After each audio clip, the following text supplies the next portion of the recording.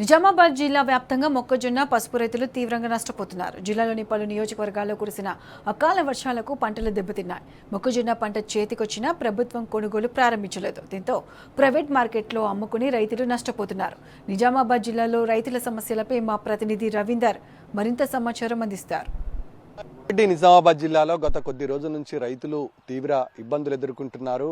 వర్షాలు కురుస్తున్నాయి. వర్షాలు కురవడం వల్ల రైతాంగం తీవ్ర ఇబ్బందులు ఎదుర్కొన్నారు. వర్షాలది ఒక సమస్య అయితే కొనుగోలు చేయాల్సినటువంటి ధాన్యాన్ని, ముఖ్యంగా ఇక్కడ ఉన్నటువంటి మక్కలు, అదేవిధంగా కందులు, ఎర్రజొన్న, పసుపు పంటలను సకాలంలో కొనుగోలు చేయక, కొనుగోలు కేంద్రాలను ఏర్పాటు చేయక రైతాంగం తీవ్ర ఇబ్బందులు ఎదుర్కొంటున్నారు. ఇక ముఖ్యంగా జుక్కల్, గాంధారి నియోజకవర్గంలో మక్క గత వానాకాలంది ఇప్పటి వరకు ప్రభుత్వం కాంటాలను ఏర్పాటు చేయకపోతుందా, ప్రభుత్వం కొనుగోలు చేయకపోతుందనే గంపడి ఆశతో ఇవాళ కామారెడ్డి జిల్లాలో ఉన్నటువంటి జుక్కల్ నియోజకవర్గం, ఎల్లారెడ్డి నియోజకవర్గంలోని తాడ్వాయి, గాంధారి, ఇటు ఎల్లారెడ్డి పరిసర ప్రాంతాల్లో రైతాంగం ఇంకా మక్కలను ఆరబోసుకొని ప్రభుత్వం కొనుగోలు చేస్తుందని ఆశతో ఎదురు చూస్తున్న పరిస్థితి స్పష్టంగా కనబడుతుంది. గతంలో ఆనాకాలంతో పాటు ఇప్పుడు మళ్ళీ యాసంగి పంట కూడా చేతికొచ్చే పరిస్థితి కనబడుతుంది. ప్రభుత్వం ఇవాళ కాంగ్రెస్ ప్రభుత్వం ఏర్పడిన తర్వాత మద్దతు ధర 500తో పాటు బోనస్ ను కూడా అందిస్తామని చెప్పింది. గంపెడి ఆశతో ప్రభుత్వం బోనస్ ఇస్తుందా అని ఎదురు చూసిన సందర్భం స్పష్టంగా కనబడుతుంది. ఈ నేపథ్యంలో ఇవాళ ప్రభుత్వం కొనుగోలు చేస్తే రూపాయి మిగులుతుందనే గంపెడి ఆశతో రైతాంగం చూసిన పరిస్థితి స్పష్టంగా కనబడుతుంది. కానీ ఇవాళ దళారుల చేతుల్లో మక్క రైతులు మోసపోతున్నారు. 14,000-1,500 నుంచి 1,600 A1 గ్రేడ్కు 1,600 రూపాయలు పలకడంతో రైతాంగం దిక్కుచోసిన స్థితిలో వానాకాలం పంటనే ఎక్కడ దాచుకోక తెలియక ఇవాళ ప్రభుత్వం ఆధ్వర్యంలో గిడ్డంగులున్నాయి. గిడ్డంగులు ఏర్పాటు చేశారు. కేసీఆర్ ఆనాడు ముఖ్యమంత్రిగా కొనసాగిన సమయంలో అనేక ప్రాంతాల్లో గిడ్డంగుల సదుపాయం ఉండేది. ఇవాళ పూర్తి స్థాయిలో గిడ్డంగులు మూతపడ్డాయి. మక్కలను ఎక్కడ దాచుకోవాలో తెలియక రైతులు ఆరుబయట ఆరబోస్తున్నారు. వర్షాలు కురుస్తున్నాయి. వర్షాలు కురవడం వల్ల రైతాంగం తడిసిన మక్క, అదేవిధంగా మొలకలెత్తే పరిస్థితి కనబడుతుంది. ముఖ్యంగా ఇటు 14 నుంచి 1,600 A గ్రేడ్ వరకు పలుకుతున్నాయి. ప్రభుత్వం మద్దతు ధర ప్రకటిస్తే 2,400 వస్తాయని ఆశపడ్డారు. కానీ ఏ ఒక్క రోజు కూడా ప్రభుత్వం అందుకు స్పష్టత ఇవ్వలేదు. ముఖ్యంగా తాడ్వాయి మండలంలో గతంలో ఆనాకాలంలో కొనుగోలు చేసినటువంటి మక్క రైతులు తీవ్ర ఆందోళన వ్యక్తం చేశారు. గత కొద్ది రోజుల నుంచి ప్రభుత్వం పైన బీఆర్ఎస్ శ్రేణులు అక్కడ పోరాటం చేసి గతంలో ఆనాకాలంలో కొనుగోలు చేసినటువంటి మక్కకు సంబంధించినటువంటి 50 కోట్ల బకాయిని విడుదల చేసిన పరిస్థితి స్పష్టంగా కనబడింది. బీఆర్ఎస్ నాయకులు, స్థానిక మాజీ ఎమ్మెల్యే జాజాల సురేందర్ ఆధ్వర్యంలో బీఆర్ఎస్ శ్రేణులు తాడ్వాయి మండలంలో ప్రభుత్వం మెడలు వంచి రైతాంగానికి 50 కోట్ల బకాయిలు వసూలు చేసిన పరిస్థితి స్పష్టంగా కనబడుతుంది. ఇక జుక్కల్ నియోజకవర్గంలో పరిసర ప్రాంతాలు ఇంకా మక్కలు ఆరబయటనున్నాయి. రైతుల పొలాలలో మక్కలున్నాయి.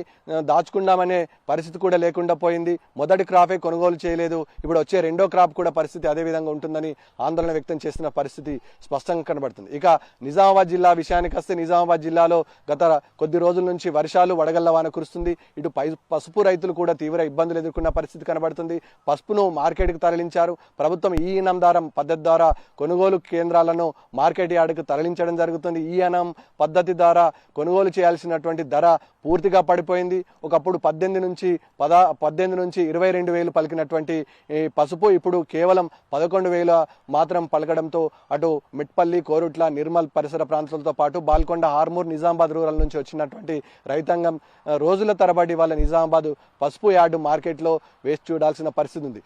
ముఖ్యంగా 2 ప్రధాన పండుగలు వస్తున్నాయి.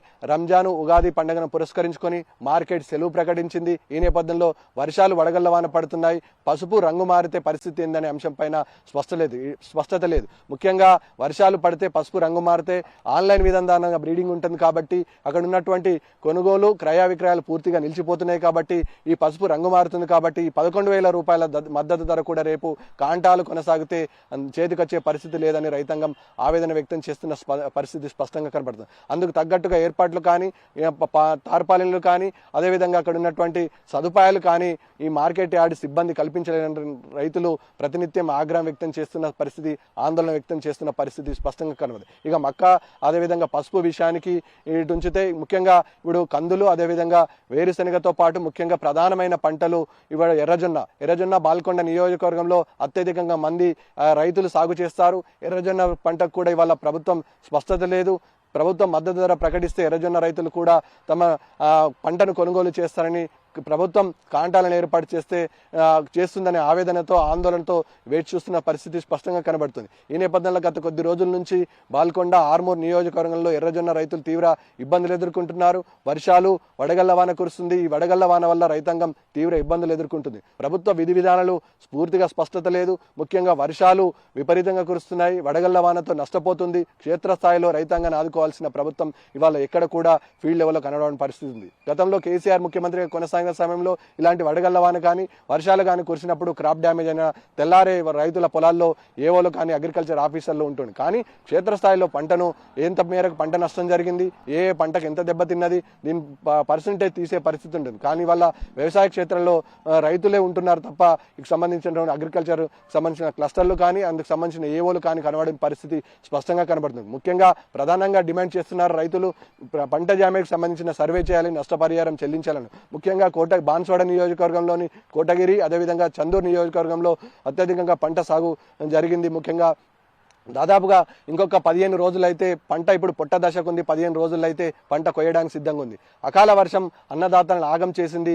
పూర్తి స్థాయిలో ప్రభుత్వం కోటగిరి చందూరుతో పాటు అటు జుక్కల్ నియోజకవర్గంలో అంగీర్గాల కూడా పంట పూర్తి స్థాయిలో దెబ్బతిన్నది. కానీ ఇవాళ అసెంబ్లీ నడుస్తుంది. అసెంబ్లీలో కూడా పూర్తి స్థాయిలో ప్రభుత్వం నుంచి ఎలాంటి అంశం పైన ప్రస్తావనకు రాకపోవడంతో రైతులు ఆందోళన వ్యక్తం చేస్తున్న సందర్భం స్పష్టంగా కనబడుతుంది. ముఖ్యంగా వ్యవసాయ ఆధారితంగా ఉన్నటువంటి అంతర్ పంటలు కూడా పూర్తి స్థాయిలో దెబ్బతిన్నాయి. అంతర్ పంటలు కూడా ఆదుకోవాలని రైతాంగాన్ని డిమాండ్ చేస్తున్న పరిస్థితి స్పష్టంగా కనబడుతుంది. క్షేత్రస్థాయిలో ఫీల్డ్ లెవెల్లో ఏ ఒక్క ఎమ్మెల్యే కానీ ప్రభుత్వ సలహాదారులు కానీ ప్రభుత్వానికి సంబంధించినటువంటి ఎవరైతే కార్పొరేషన్ చైర్మన్లు కానీ కనబడని పరిస్థితి స్పష్టంగా కనబడుతుంది. ఎవరికి సమస్యను చెప్పుకోవాలనే ఆందోళన రైతంగా ఉంది. గతంలో కేసీఆర్ ముఖ్యమంత్రిగా కొనసాగిన సమయంలో ఇలాంటి విపత్తులు వచ్చినప్పుడు తక్షణమే రైతుల పొలాల్లో క్షేత్రస్థాయిలో ఏదైతే ప్రభుత్వానికి అనుబంధంగా ఉన్నటువంటి ప్రజాప్రతినిధులతో పాటు వ్యవసాయానికి సంబంధించిన అధికారులు రైతుల పొలాల దగ్గర ఉండేవారు. క్షేత్రస్థాయిలో ఫీల్డ్ లెవెల్లో పరిశీలన చేసి రైతులకు భరోసా కల్పించాల్సిన పరిస్థితి ఉంది. ముఖ్యంగా ఇవాళ దెబ్బతిన్న పంటలతో పాటు కొనాల్సిన కొనుగోలు కేంద్రాల విషయంలో